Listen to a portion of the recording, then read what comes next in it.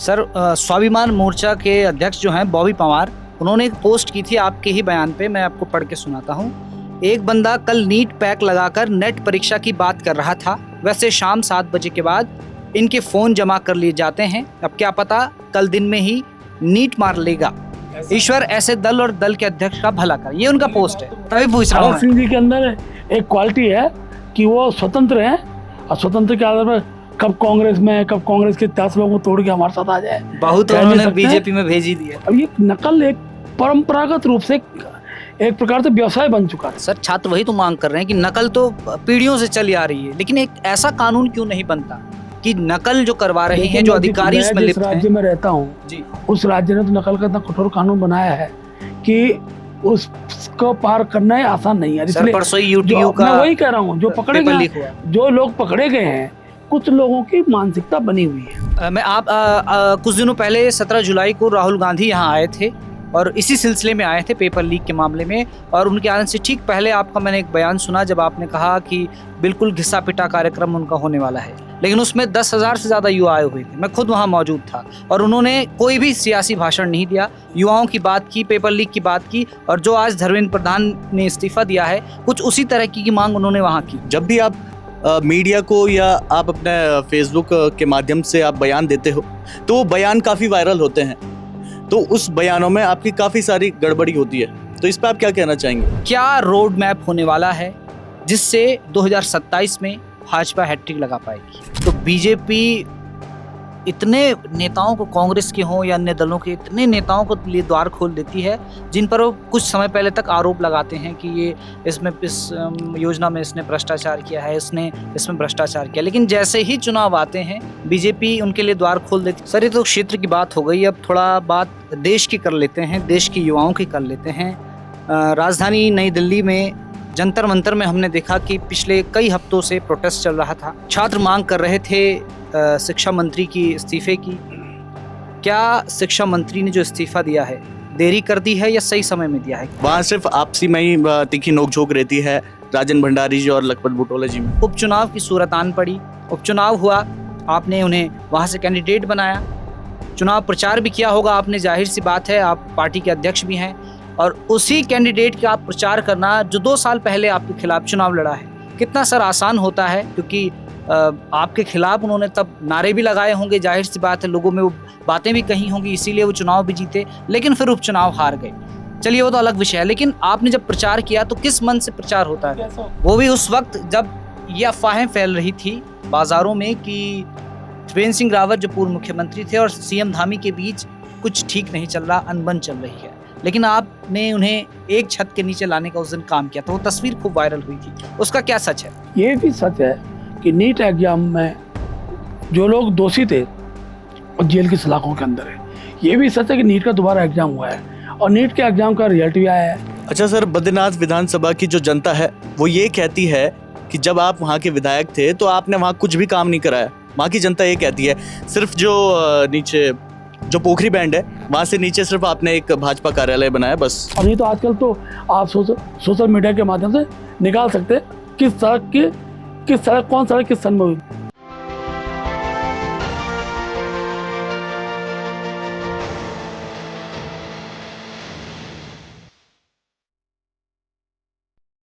नमस्कार, आप देख रहे हैं हिल मेल और मैं हूं आपके साथ विजय नेगी।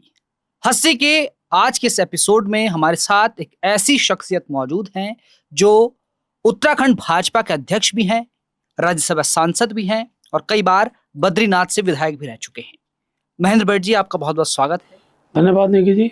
सर, विधानसभा चुनाव की तैयारियां धीमे धीमे सुर में ही सही लेकिन शुरू तो हो गई है, और दोनों राजनीतिक दल कांग्रेस और भाजपा तैयारी में जुट चुकी है।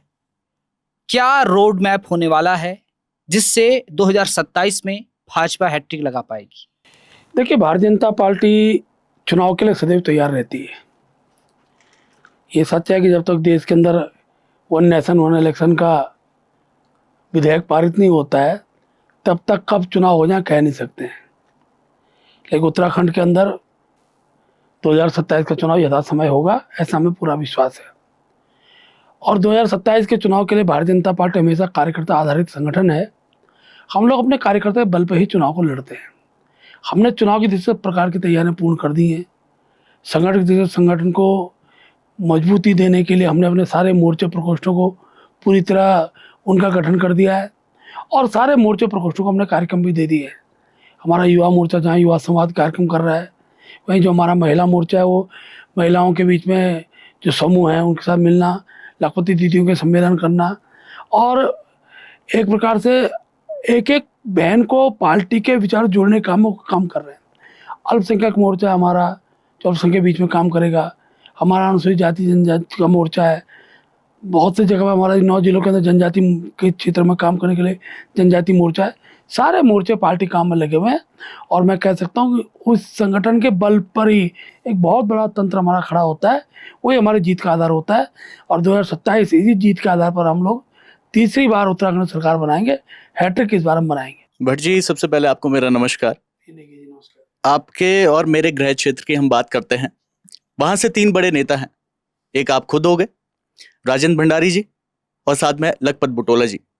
तो जो देवखाल से लेके पोखरी तक वाली रोड है जो हापला होते हुए जाती है, उस रोड पे सुधार क्यों नहीं हो रहा है? काफी सालों से वो रोड वैसी की वैसी देखने को मिल रही है। देखिए, इस रोड का जो कार्य प्रारंभ हुआ था उस समय कांग्रेस की सरकार थी, ये आप सबको पता है। और जब मैं विधायक बना तो मैंने उसमें इस रोड की रिपेयरिंग के लिए दोबारा से जांच बिठाई। जांच के बाद ठेकेदार को एक बार नोटिस दिया गया और बाद में ठेकेदार ने कुछ काम करने का प्रयास किया। लेकिन सच है कि वो बड़ा स्लाइड जोन है उसमें और उस रोड में अभी बहुत कुछ काम करने की आवश्यकता है।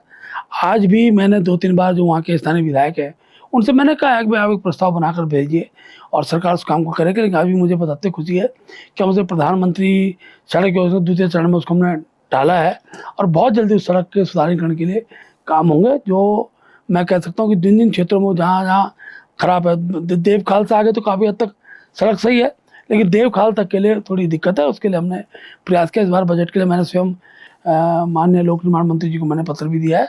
मुझे पूरा विश्वास है इस बार उस रोड का वर्षा काल के बाद हम उस सुधारीकरण का काम को करेंगे। लेकिन वहाँ के विधायक तो ये रोड के बारे में कुछ बोलते ही नहीं है। वहाँ सिर्फ आपसी में ही तीखी नोकझोंक रहती है राजेंद्र भंडारी जी और लखपत बुटोला जी में। देखिए, राजनीति में नोकझोंक होना अपनी जगह है, लेकिन मैं सच्चाई है कि हर जनप्रतिनिधि को प्रयास ये करना चाहिए कि उसके क्षेत्र के जो काम है वो एक बार उसको लिपिबद्ध तो करें, उन कामों के लिए प्रयास करें। मैं कह सकता हूँ जब मैं 2002 में विधायक बन के गया था तो जिस क्षेत्र की आप बात करें पोखरी विकास खंड की, उसमें 2 ही सड़कें थी, एक रुद्रप्रयाग से पोखरी कर्णप्रयाग और एक पोखरी से लेके और आपकी कोपेश्वर वाली रोड। इसके अलावा कोई सड़कें नहीं थी। हमने 2002 से लेकर 2007 के बीच में दूर दराज के क्षेत्र को सड़क से जोड़ने का काम किया। रोहता चोंडी का जो दूर दराज का क्षेत्र है उसको जोड़ा है, कलसिर का इलाके को हमने जोड़ा है। और आज भी आप पता कर सकते हैं कि सड़क का शासन कौन सी तिथि में हुआ और तब विधान प्रतिनिधि कौन थे। मैंने हमेशा सड़क को प्राथमिकता दी है और मैं ये मानता हूँ जब तक सड़क नहीं जाएगी तो विकास जा नहीं सकता है। विकास के लिए सड़क बहुत महत्वपूर्ण है और सड़क जब जाएगी तब विकास होगा। और आज भी मैं ये कह सकता हूँ कि लगभग काफ़ी क्षेत्र जुड़ चुके हैं, लेकिन जिन सड़कों को अभी सुधारीकरण की आवश्यकता है उसके लिए स्थानीय जनप्रतिनिधियों को प्रयास करने चाहिए। वो ठीक प्रकार से उसके प्रस्ताव आंकड़न शासन को दें। उन आंकड़ों के पीछे पढ़ना भी पड़ता है, शासन से फाइलें आगे चलानी पड़ती हैं और काम के पीछे लगना पड़ता है। जब तक व्यक्ति काम के पीछे लगता नहीं है उसका रिजल्ट आता नहीं है। और मैं कह सकता हूँ कि ये कमी अभी पिछले काफ़ी लंबे समय से उस क्षेत्र में दिखाई दे रही है। लेकिन क्योंकि मैं भी वहाँ का प्रतिनिधित्व मैंने किया है तो मेरे पास जब भी कोई प्रस्ताव आते हैं तो मैं उनको धरातल उतारने का प्रयास करता हूँ। मैंने कुछ सड़कों के लिए अभी वहाँ बजट की स्वीकृति कराई है, मुख्यमंत्री जी सड़क दी है जिनमें सुधारीकरण का बहुत बड़ा भूभाग है, खासतौर दसोली में भी है, जोशीमठ में भी है। तो नए कुछ पुलों के लिए भी स्वीकृति प्रदान की है। खासतौर पर जो आपदा की क्षेत्र में पुल खराब हो गए थे, धंस गए थे, टूट गए थे, उन पुलों के रखरखाव के लिए उनके दोबारा से वो पुल बन जाए उसके धनराशि स्वीकृत हुई है। ये ठीक है कि एक विकास एक लंबी प्रक्रिया है, लेकिन समय के साथ वो सब तो हो जाए इसका जनप्रति को प्रयास करना चाहिए। सर, ये तो क्षेत्र की बात हो गई, अब थोड़ा बात देश की कर लेते हैं, देश के युवाओं की कर लेते हैं। राजधानी नई दिल्ली में जंतर मंतर में हमने देखा कि पिछले कई हफ्तों से प्रोटेस्ट चल रहा था। छात्र मांग कर रहे थे शिक्षा मंत्री की इस्तीफे की। क्या शिक्षा मंत्री ने जो इस्तीफा दिया है देरी कर दी है या सही समय में दिया है? क्या आपका विचार है? धर्मेंद्र प्रधान जी का आज का त्याग पत्र का जो मूल सार था, उन्होंने भी कहा राष्ट्र के लिए उन्होंने त्याग पत्र दिया है। देश के अंदर अस्थिरता का माहौल न बने, देश का अराजकता का माहौल न बने, इसलिए उन्होंने अपना कर्तव्य समझ कर त्याग पत्र दिया है। ये भी सच है कि नीट एग्जाम में जो लोग दोषी थे और जेल की सलाखों के अंदर है। ये भी सच है कि नीट का दोबारा एग्जाम हुआ है और नीट के एग्जाम का रिजल्ट भी आया है, काउंसलिंग शुरू हो गई है, एडमिशन लेना लोगों ने प्रारंभ कर दिया। उसके बाद भी कुछ लोगों ने इसको बनाने का काम किया। आखिरकार जहाँ कांग्रेस की सरकारें हैं, अब ये नकल एक परंपरागत रूप से एक प्रकार से व्यवसाय बन चुका था। सर छात्र वही तो मांग कर रहे हैं कि नकल तो पीढ़ियों से चली आ रही है, लेकिन एक ऐसा कानून क्यों नहीं बनता कि नकल जो करवा रहे हैं, जो अधिकारी उसमें लिप्त हैं। राज्य में रहता हूँ जी, उस राज्य ने तो नकल का इतना कठोर कानून बनाया है कि उसको पार करना ही आसान नहीं है। सर परसों यूटीयू का मैं वही कह रहा हूँ, जो पकड़े पेपर गए, लीक हुआ। जो लोग पकड़े गए हैं, कुछ लोगों की मानसिकता बनी हुई है। उस मानसिकता को धोने में समय लगेगा। पढ़े लिखे लोग हैं, नकल कोई कराता, कोई मूर्ख व्यक्ति नहीं करता है। पढ़े लिखे लोग हैं जिनके अंदर ये भाव रहता है। लेकिन अब ये सख्त कानून जो बन गया, देश के अंदर का बन गया, राज्यों के अंदर कानून बना है। और मैं फिर कह रहा हूँ, अभी भी कांग्रेस शासित राज्य ऐसे हैं जहाँ इस प्रकार के कानून बनाए नहीं गए। पूरे देश के अंदर इस प्रकार के कानून बनेंगे तो एक भय का वातावरण खड़ा होगा और इस प्रकार की गतिविधियों को रोक लगेगी, और जो लगनी बहुत आवश्यक है। मैं कह सकता हूँ बहुत प्रतिभा के सब बड़े रात दिन की मेहनत के बाद बच्चा पढ़ाई करता है, एग्जाम देता है, अचानक उसके सामने आ जाएगी ये तो पेपर लीक हो गया है। तो पेपर लीक करने वाले लोग कौन है? सच्चाई सुन लीजिए। जो हमारे देश के अंदर जिस प्रकार के कोचिंग सेंटर इतने बड़ी संख्या में चल रहे हैं, हर कोचिंग सेंटर के अंदर एक भाव बना हुआ है कि मेरा रिजल्ट अच्छा है। वो हर कदम हर सीमा तक पार करने को तैयार होते हैं किस तरीके की चीज़ें हों। लेकिन ये भी सच है कि समाज के अंदर अब इन बुराइयों को दूर करने के लिए सख्त कानून की आवश्यकता देखी गई। और देश के प्रधानमंत्री का मैं आभार व्यक्त करता हूँ कि उन्होंने ऐसा कानून बना दिया है कि इस दिशा में सोचने पर भी आत्मा कांपेगी। और मैं कह सकता हूँ कि ये कानून दृढ़ता से रहेगा। आज धर्मेंद्र प्रधान जी ने त्यागपत्र देकर एक मिसाल पेश की है, और ये जो शक्तियाँ छात्रों को गुमराह कर रही थी उन पर ब्रेक लगाए। विदेशी शक्तियाँ तक आ गई थी। मैं आप कुछ दिनों पहले 17 जुलाई को राहुल गांधी यहाँ आए थे और इसी सिलसिले में आए थे पेपर लीक के मामले में। और उनके आने से ठीक पहले आपका मैंने एक बयान सुना जब आपने कहा कि बिल्कुल घिसा पिटा कार्यक्रम उनका होने वाला है, लेकिन उसमें 10,000 से ज्यादा युवा आए हुए थे। मैं खुद वहां मौजूद था और उन्होंने कोई भी सियासी भाषण नहीं दिया, युवाओं की बात की, पेपर लीक की बात की। और जो आज धर्मेंद्र प्रधान ने इस्तीफा दिया है, कुछ उसी तरह की मांग उन्होंने वहां की। राहुल गांधी जी का उत्तराखंड का दौरा चुनाव वर्ष में होता है। 5 साल में जैसे चुनाव प्रारंभ होते हैं, वो आतम खड़गे जी भी आएंगे, कुछ दिन बाद प्रियंका जी भी आएंगे, हम सबका स्वागत करते हैं। लेकिन सच्चाई क्या है कि जिस प्रकार का प्रदर्शन वहाँ पर किया गया, क्या वो प्रदर्शन उचित था? जिस प्रकार की वहाँ पर नाच गाना, एक प्रकार का ऐसा माहौल खड़ा करने का प्रयास किया जैसे कि वो युवाओं का संवाद किस रूप में किया, राष्ट्रभक्ति के क्षेत्र में संवाद किया हो। उत्तराखंड के अंदर अनेकों बड़ी संख्या में हमारे सैनिक यहाँ से युवा सेना क्षेत्र में जाते हैं, उससे जुड़ा हुआ कोई संवाद क्या हो। संवाद किस बात को, संवाद उन बातों को लेकर किया है कि फिर युवाओं को गुमराह किया जाए। आखिरकार नीट एग्जाम होने के बाद अगर वो कहते हैं नीट एग्जाम बहुत अच्छे तरीके से संपन्न हुआ है, तुम्हारे इतने बच्चे उसमें चयनित हुए हैं, उनका आभार किया क्या राहुल गांधी जी ने? वो भड़काने का जो काम करते हैं। मैंने पिछले कहा था कि राहुल गांधी का जो है वो घिसा पिटा रहने वाला है। किससे क्या प्रश्न करने वाले लोग कौन थे? एनएसयूआई की जुड़ी हुई छात्राएं थी, एनएसयूआई जुड़े हुए लोग थे। तो बाकायदा किसने कौन सा प्रश्न करना है, कौन मंच पर आएगा, क्या उसका उत्तर होगा, ये पहले से तय होता है। और पूरी तरह जैसे किसी थिएटर पे और जो नाटक करने वाले लोग होते हैं, वो तय रहता है कि कौन सा डायलॉग बोलना है, वही डायलॉग था। इसलिए मैंने इस बात को बोला। सर पेपर लीक हुआ तो रिया थापा ने अपनी जान दी थी, उसके पिता भी वहां आए थे और रो रहे थे, राहुल गांधी से गले मिल रहे थे। मैं इस बात को बहुत गंभीरता से लेता हूँ कि कुछ बच्चों ने इस प्रकार की जो कदम उठाया, ये वास्तव में उचित नहीं था।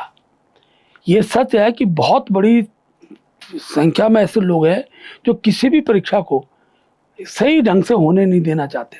उत्तराखंड के इतने महत्वपूर्ण कानून के बाद भी एक व्यक्ति उस परीक्षा में नकल करने का प्रयास कराता है।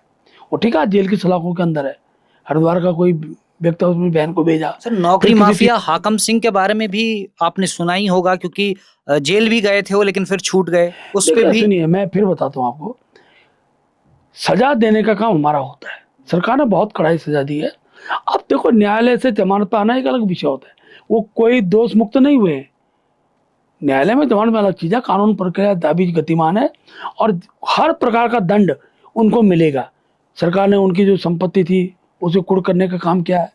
अनेकों प्रकार सरकार जो कर सकती है करने का काम किया है। लेकिन देश के अंदर न्याय भी है, न्यायपालिका भी है। न्यायपालिका किसी व्यक्ति को किसी बात को लेकर उसको बेल देती है तो बेल दोष मुक्ति का आधार नहीं होता है। दोष मुक्ति तभी संभव जब वो निर्दोष उसमें साबित होगा, इसलिए वो दंड भी मिलेगा, सर भविष्य में दंड मिलने वाले हैं। अच्छा सर, आपके दिल में कभी ये बात रही हो कि आप अभी तक कैबिनेट मंत्री नहीं बन पाए? देखिए भाई, ऐसा होता है राजनीति में, तय है कि हर व्यक्ति महत्वाकांक्षी होता है, लेकिन मेरी पार्टी ने मुझे बहुत कुछ दिया है। मैं 32 साल में विधायक बना था, सबसे कम उम्र का बीजेपी का विधायक था, और मैं पहली निर्वाचित सरकार में विधायक बना, ये मेरा सौभाग्य था। मैं उसमें नंदप्रयाग मेरी विधानसभा होती थी, पोखरी विकासखंड, उससे जुड़ा था। मैं वहाँ की जनता का आभार व्यक्त करता हूँ। 4 बार पार्टी ने मुझे चुनाव लड़ाया, बद्रीनाथ से बाद में वो चुनाव जीता, और चुनाव जीतने के बाद फिर मैं हारा भी। हारने के बाद मुझे राज्यसभा का दे दिया, प्रदेश अध्यक्ष। जिस व्यक्ति को पार्टी इतना कुछ दे दिया है उसके मन में मलाल होने की बात ही नहीं होती है। तो पार्टी कार्यकर्ता के काम को पहचानती है, और हम लोग शुरू से ही संगठन के भाव से काम करने वाले कार्यकर्ता हैं। पार्टी ने जो भी निर्णय किया है हमने उससे सिरोधार्य किया है, और उसका उसी का ही पक्ष है कि हमको पार्टी इस स्थान तक पहुँचाती है। आज भी मुझे सबसे ज़्यादा सम्मान मेरी पार्टी ने मुझे दिया हुआ है। सर, सीएम धामी से आपका खूब तालमेल देखा जाता है, माना यह जाता है कि आपकी खूब नज़दीकियां हैं। कुछ वक्त पहले जब राष्ट्रीय अध्यक्ष नितिन नवीन यहाँ आए थे, उससे 1 या 2 रात पहले एक तस्वीर सोशल मीडिया पर वायरल हुई थी। वो भी उस वक्त जब ये अफवाहें फैल रही थी बाजारों में कि त्रिवेंद्र सिंह रावत जो पूर्व मुख्यमंत्री थे और सीएम धामी के बीच कुछ ठीक नहीं चल रहा, अनबन चल रही है, लेकिन आपने उन्हें एक छत के नीचे लाने का उस दिन काम किया था। वो तस्वीर खूब वायरल हुई थी, उसका क्या सच है? पहली बात तो जो लोग बीजेपी को नहीं जानते हैं, नहीं समझते हैं, उनमें उनके मन में उसकी भ्रांतियाँ होती है। हमारे यहाँ बोलने की भी स्वतंत्रता होती है, व्यक्ति अपनी बात को भी रखता है। आपसी तारतम्य बनाने की पार्टी भी प्रयास करती है। कई बार मन में भाव रहता है, कुछ बातें मैं किस रूप में बोलना चाह रहा हूँ, सामने वालों को क्या समझ में आया, इसके कुछ चीज़ें दिखाई देती है। लेकिन जब भी पार्टी को एक मंच पे आना होता है, सब लोग मंच पे दिखाई देते हैं। उस दिन का जो दृश्य था वो कोई विवाद के कारण का दृश्य नहीं था, वो उस दिन बैठक थी, सबको आना था, उसमें सब लोग आए। इसलिए मुख्यमंत्री जी की इनसे नहीं बनती, उनकी उनसे नहीं बनती है। यह कांग्रेस के दिमाग की एक उपज है, और जैसे कांग्रेस के अंदर होता है उनको लगा बीजेपी के अंदर भी ये सब चलता होगा। हमारे कुछ नहीं चलता है। अध्यक्ष के नाते जो बात मैंने जिस सांसद से कही उसने उस बात को माना है। हमने जो काम जिस सांसद को दिया उसने वो काम किया है। हर विधायक मंत्री को जो दायित्व दिया जाता है उस काम में सब लोग काम करते हैं, इसलिए इस प्रकार की भ्रांति का भाव कहीं स्थापित नहीं होता है। अच्छा सर, जब भी आप मीडिया को या आप अपने फेसबुक के माध्यम से आप बयान देते हो तो वो बयान काफी वायरल होते हैं, तो उस बयानों में आपकी काफी सारी गड़बड़ी होती है, तो इस पर आप क्या कहना चाहेंगे? देखिए, ऐसा होता है कि अब मानो लिपिगत त्रुटि है, तो कई बार क्योंकि फेसबुक में हम गूगल से टाइप करके भेजते हैं, तो कई बार ठीक है, मैं इसको स्वीकार करता हूँ। धीरे धीरे क्या होता है कि 87,000 मेरे फॉलोअर्स हैं, तो कुछ लोग मेरा अगर मार्गदर्शन करते तो बुरा नहीं मानता हूँ। वो कहीं पर अगर गुणगान को गुणगान हो गया, भाव तो मन में वही होता है, लेकिन लिपिबद्ध त्रुटि होती है, उसको स्वीकार कर दो, विषय नहीं। दूसरी बात, मैं जब भी इस बात को बोलता हूँ, मैं उस बात को किसी को ईर्ष्यापूर्वक कहने का मेरा भाव रहता नहीं है। हम लोग उस बात को बोलते हैं जो राज्य के हित में होती है, और बातों पर किसी को प्रतिक्रिया देनी हो तो देता रहे, मुझ पर उसको कोई असर पड़ता भी नहीं है। लेकिन ये सच है कि उसी व्यक्ति के पीछे लोग ज़्यादा पड़ते हैं जिस व्यक्ति का भय होता है। एआई के नाम से ज्यादा ट्रोल करते हैं? नहीं, मेरा एक बार का वीडियो था, केवल एआई के नाम से आया था। उसके अलावा हमने कभी एआई का नाम लिया अभी तक ऐसा विषय आया नहीं। लेकिन ठीक है कि आज के एआई के वीडियो भी बन रहे हैं। मेरे एक बार एक आवाज़ एक व्यक्ति ने जरूर बोली थी, उसको मैंने जरूर सत्य के आधार बोला था कि मेरी आवाज़ नहीं है, मेरी इस प्रकार की बात वही नहीं है, उसको एआई के द्वारा दिखाया गया था। उसके अलावा मैंने आज तक जो सत्य है उस सत्य के आधार पर चीज़ों को आगे रखा है, असत्य बातों को मैंने नकारा है, और ये मैं हमेशा करूँगा। मैं अपना सोशल मीडिया खुद चलाता हूँ सर, मैंने कोई अलग से आदमी नहीं रखा। बयानों की बात चल रही थी, अभी आपने कुछ दिन पहले नीट को नेट कह दिया था और वो सोशल मीडिया पर भी वायरल था। देखिए, पहली बात मैं बता दूं, अगर मुझे उसमें कोई बात छुपानी होती तो मैंने अपने फेसबुक उस बात को डाली नहीं। मैंने सुनिए, मैं पूछ पा रहा हूँ। देखिए क्या होता है, कई बार मुंह से शब्द निकल जाते हैं, एग्जाम नेट का भी होता ही है, ऐसा नहीं कि नहीं होता है। लेकिन उन्होंने नीट का एग्जाम था, मेरे मुंह से नेट निकल गया, एक जल्दबाजी का पक्ष में कह सकता हूँ। लेकिन ये ठीक है, मुझे इस बारे में मेरे मित्रों ने जो मैं उनको खुद लोग उनको विरोधी बोलते हैं, मैं अपना मित्र मानता हूँ, उन्होंने उसको सीखा, आगे से हम चीज़ों को ठीक करते हैं। लेकिन कई बार ये हो जाता है भाई, इतने पूरे दिन मीडिया के बीच में रहते हैं, अनेकों लोग प्रश्न करते हैं, तत्काल प्रश्न करते हैं, फट मुंह से कुछ चीज़ निकल जाती है, तो वो मैं उसको ये थोड़ी कहता हूँ कि मैंने अगली क्षमा भी मांगी है। अगले मैं सोशल मीडिया में दिखाया है मैंने कि भाई वो नीट का पेपर था, मेरे मुंह से नेट निकला है, उसके लिए क्षमा प्रार्थी हूँ। और मैंने वो ये भी कहा है कि जिन मित्रों ने पूरी रात मेहनत करके मेरे को कहा कि तुमने ये गलत बोल दिया, मैं उनकी बात को स्वीकार करता हूँ, तो मैं स्वीकार करने में विलम्ब नहीं करता। सर, स्वाभिमान मोर्चा के अध्यक्ष जो हैं बॉबी पंवार, उन्होंने एक पोस्ट की थी आपके ही बयान पे, मैं आपको पढ़ के सुनाता हूँ। एक बंदा कल नीट पैक लगाकर नेट परीक्षा की बात कर रहा था, वैसे शाम 7 बजे के बाद इनके फोन जमा कर लिए जाते हैं, अब क्या पता कल दिन में ही नीट मार लेगा। ईश्वर ऐसे दल और दल के अध्यक्ष का भला करे, ये उनका पोस्ट है। तो बता दूं, जिस व्यक्ति का जैसा काम होता है उसे दूसरा वैसा दिखाई देता है। मैं आरोप नहीं लगा रहा हूं बॉबी पंवार पे वो कोई नीट पैक लगाते होंगे, लेकिन व्यक्ति जो जैसा खुद करता है ना, उसके दृष्टि में दूसरे लोग वैसे ही होते हैं। इसलिए इस प्रकार की बयानबाजी करने में किसी को कोई संकोच हुआ, और वो मेरा देखो ठीक है, कुछ लोग कहते हैं भाई देखिए क्या होता है, हम फ्री होते हैं रात को ही, 7-8 बजे तक हम लगातार कार्यक्रम में लगे रहते हैं, 8-9 बजे बाद फ्री होकर हम सोशल मीडिया को देखते हैं। मैं अपने फेसबुक पर चेक करता हूँ, या तो सुबह के टाइम करता हूँ या रात के टाइम पे करता हूँ, उस समय ही मैं कोई पोस्ट डालता हूँ। अब उसको आप कोई ये माने कि रात को पोस्ट डाल रहा है तो आप किसको अपमानित कर रहे हो? उत्तराखंड का एक हर कोई व्यक्ति क्या रात को इस प्रकार के भाव में रहता है कि रात को पोस्ट डालेगा, वो ड्रिंक किया हुआ मिलेगा? ये चीज़ें गलत है। बेसिक चीज़ क्या है, ये भाव उसके मन में आता है जो रात को ड्रिंक करके पोस्ट करता है। और इसलिए जिन्होंने ये पोस्ट डाली है, मैं उनको सद्बुद्धि देने का काम करूंगा कि वो भविष्य में कम से कम अपने इस प्रकार के पोस्टों को ध्यान रखें। और अगर ऐसा बोलना होता है तो तय करें कि भाई आके सामने आके तय करें ना कि आप कितना आपका भाव क्या है, बोलने का पक्ष क्या है। हमने कभी भी इस प्रकार की हरकतों को अंजाम नहीं दिया है, ये भी विश्वासपूर्वक कह सकता हूँ। अच्छा सर, बद्रीनाथ विधानसभा की जो जनता है वो ये कहती है कि जब आप वहाँ के विधायक थे तो आपने वहाँ कुछ भी काम नहीं कराया। वहाँ की जनता ये कहती है, सिर्फ जो नीचे जो पोखरी बैंड है वहां से नीचे सिर्फ आपने एक भाजपा कार्यालय बनाया बस।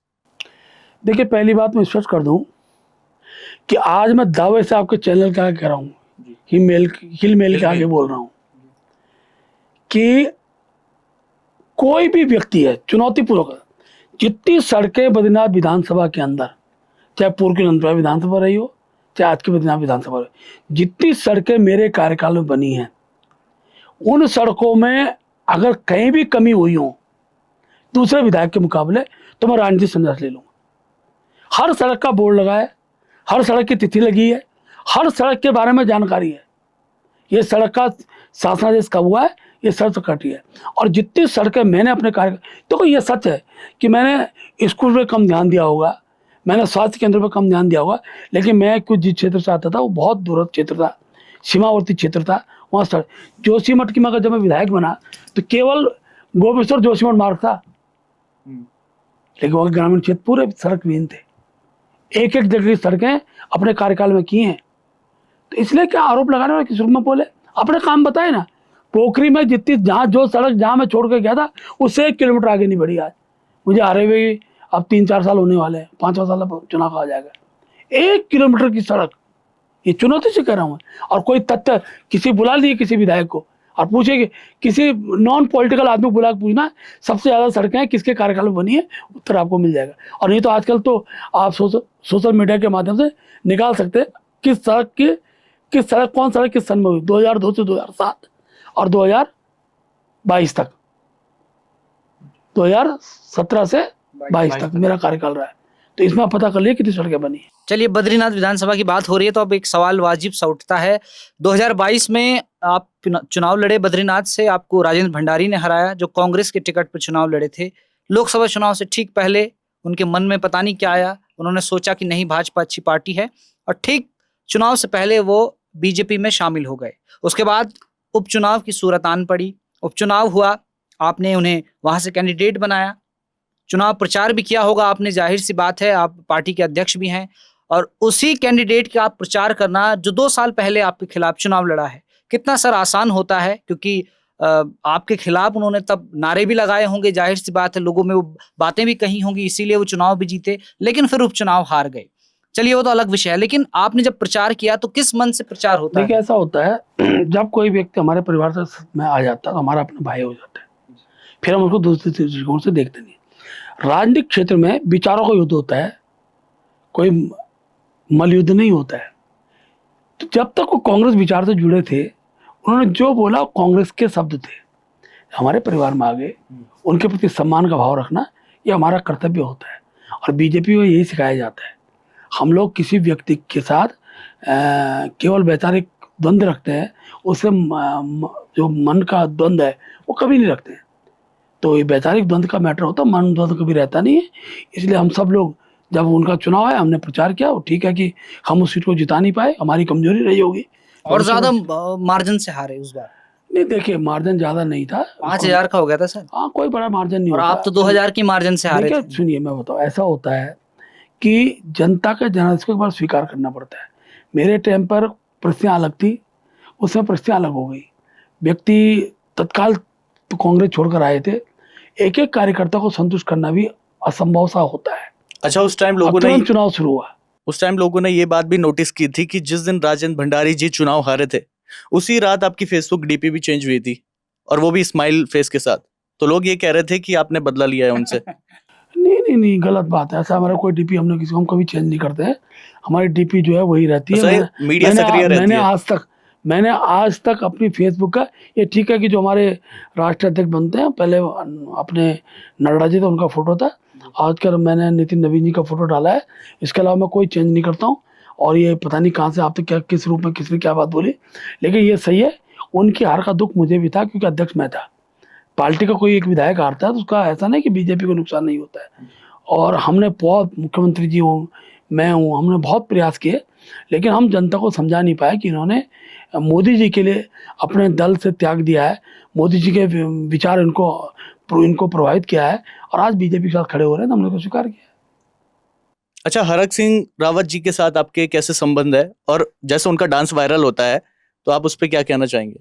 ट्रेंडिंग पे रहते हैं। ऐसा होता है, हर व्यक्ति की अपनी कला है, और अगर वो पहाड़ी नृत्य करते हैं तो पहाड़ी नृत्य में किसी को बुरा मानने की आवश्यकता नहीं होती है। पहाड़ी नृत्य होता है, और जब व्यक्ति नृत्य करता है या गीत गाता है तो उस समय वो हृदय से बोलता है। इसलिए किसी के हृदय को चोट पहुंचाना मेरा कभी उद्देश्य नहीं रहा है। सर, नेता कैसे हैं? क्योंकि अभी कुछ दिनों पहले आए थे तो आपकी बड़ी तारीफ की उन्होंने, कहा कि महेंद्र भट्ट बेबाक हैं, मुंह पे बोलते हैं और भूलते नहीं है कभी। अगर किसी ने उनकी थोड़ी मदद भी की होगी तो वो कभी नहीं भूलते। हालांकि उन्होंने आपकी तुलना जब राजेंद्र भंडारी से की थी तो उन्होंने कहा था वो भूल जाते हैं, लेकिन महेंद्र भट्ट नहीं भूलते। देखिए, हरक सिंह जी, मैं बहुत लंबे समय तक अपने बीजेपी में अंदर काम किया है। मैं भी राम जन्मभूमि आंदोलन में जेल में था, 22 दिन की जेल थी। हरक सिंह भी जेल में थे। हम दोनों लोग कांच के जेल में एक ही कमरे में थे, तो संबंध अपनी जगह होते हैं।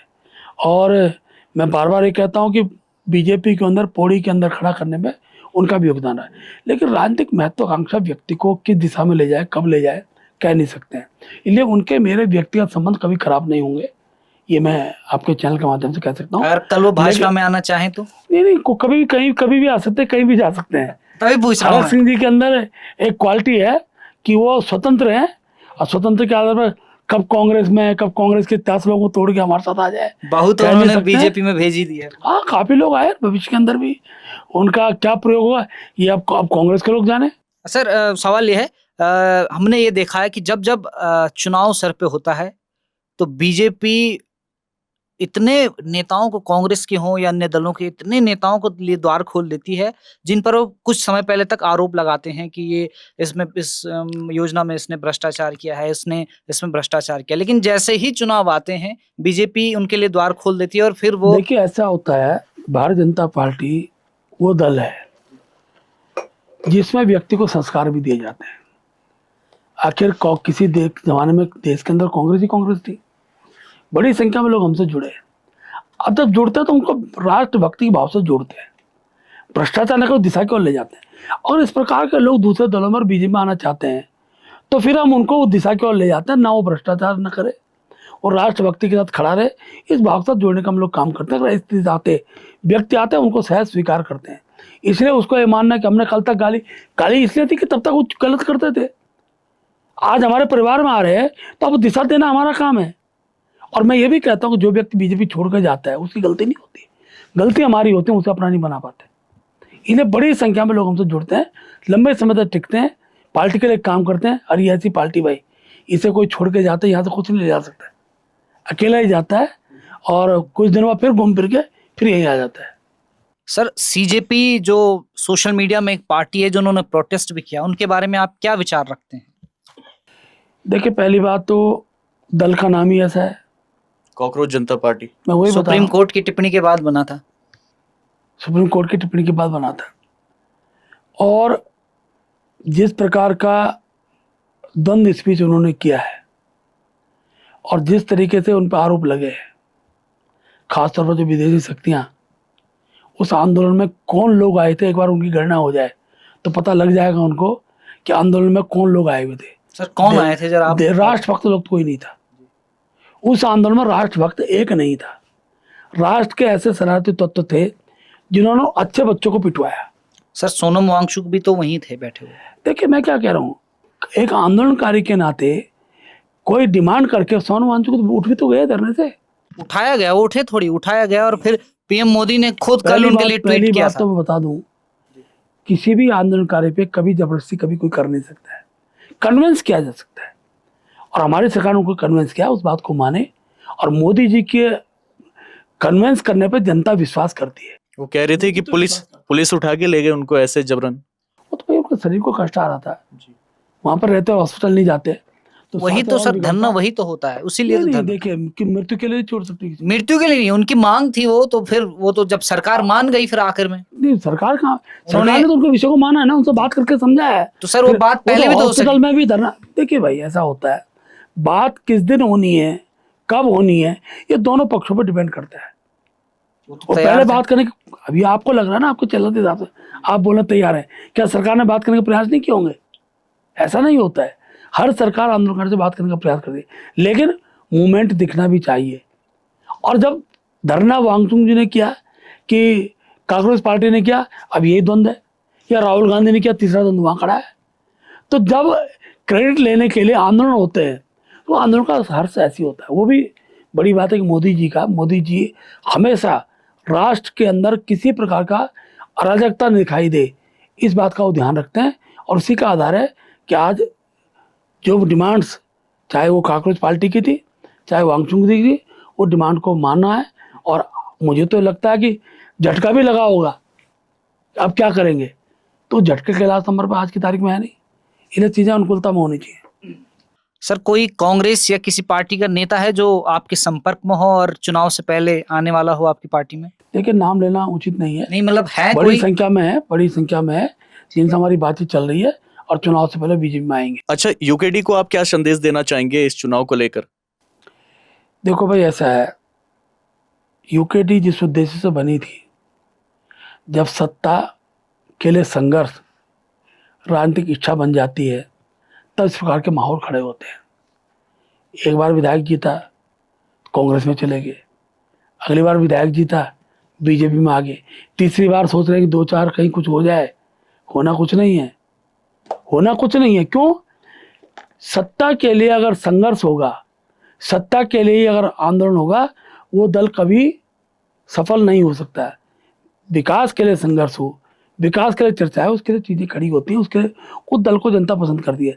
यूकेडी के अंदर क्यों सत्ता संघर्ष है, सत्ता के लिए लड़ाई है। अभी देखिए ना, कितनी छोटी पार्टी है, उसमें से एक को, किसी को उनियालो क्या है, उनको पार्टी से निकाल दिया, दूसरा का उसको क्यों निकाल दिया, तो किस लिए हो रहा है? टिकट के लिए। सत्ता का द्वंद है, विकास के लिए कोई संघर्ष नहीं किया, कहीं सड़क नहीं है उसके लिए कोई बात करना। और दूसरी बात, नेताओं की गाड़ी को रोककर रील आपकी गाड़ी रोकी थी उन्होंने। मैं तो रुक के मैंने बात की, विषय कुछ नहीं। क्या मांग थी सर वैसे उनकी? सड़क में पुलिया बनी थी, डामर नहीं खुला था, कह रहे साहब ये कब खुलेगा डामर? अरे भाई, सड़क में पहाड़ का मौसम है, ज़्यादा लंबा समय लगता है, तब वो उसका डामर खुलता है, तब जाके सड़क अनुकूलता होती है। वो विषय इस बात को नहीं था, वो ये था कि रील बनाकर हमने प्रदेश अध्यक्ष को रोका, वो दिखाना उद्देश्य वो है। विषय ये नहीं कि हम क्या डिमांड लेके जा रहे हैं।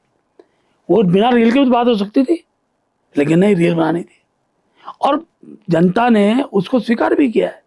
और यही कारण है कि यूकेडी जिस रूप में खड़ी हो सकती खड़ी नहीं हुई। आज भी अराजक भाव के साथ जब कोई दल काम करता है तो समाज में उसकी स्वीकृति नहीं होती है।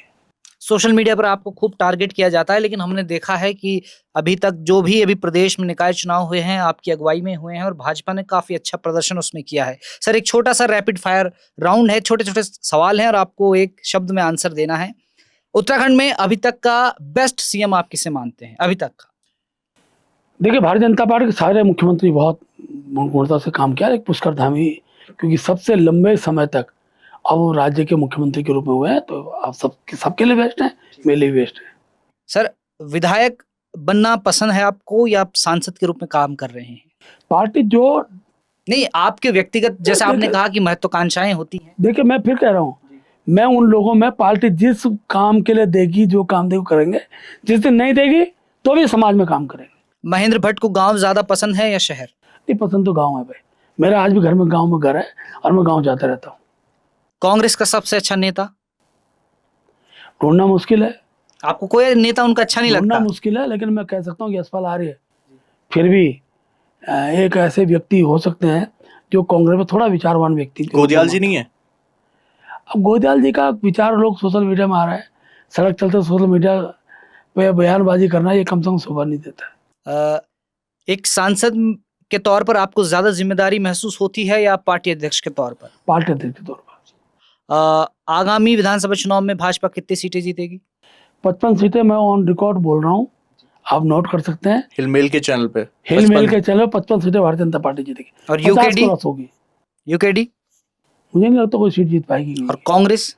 कांग्रेस जीतेगी, कुछ सीटों पर आएगी। कितनी फिर भी एक आपका अनुमान? भाई, मुख्य विपक्षी दल का स्थान मिल जाए, ये बड़ी बात है। यानी कि 7 सीटें भी आ जाएं तो बहुत बड़ी बात है, आप ये कह रहे हैं। बहुत बहुत शुक्रिया सर हमसे बातचीत करने के लिए। तो आपने सुना भारतीय जनता पार्टी के उत्तराखंड में प्रदेश अध्यक्ष महेंद्र भट्ट को, जिन्होंने बेबाकी से सवालों के जवाब दिए, जिसके लिए वो जाने भी जाते हैं। और उन्होंने बताया कि किस तरह से 2027 में बीजेपी हैट्रिक लगाने की तैयारी कर रही है। तो आपको ये पूरा पॉडकास्ट कैसा लगा आप कमेंट में जरूर बताएं और उत्तराखंड की तमाम खबरों को देखने और जानने के लिए आप देखते रहें हिलमेल।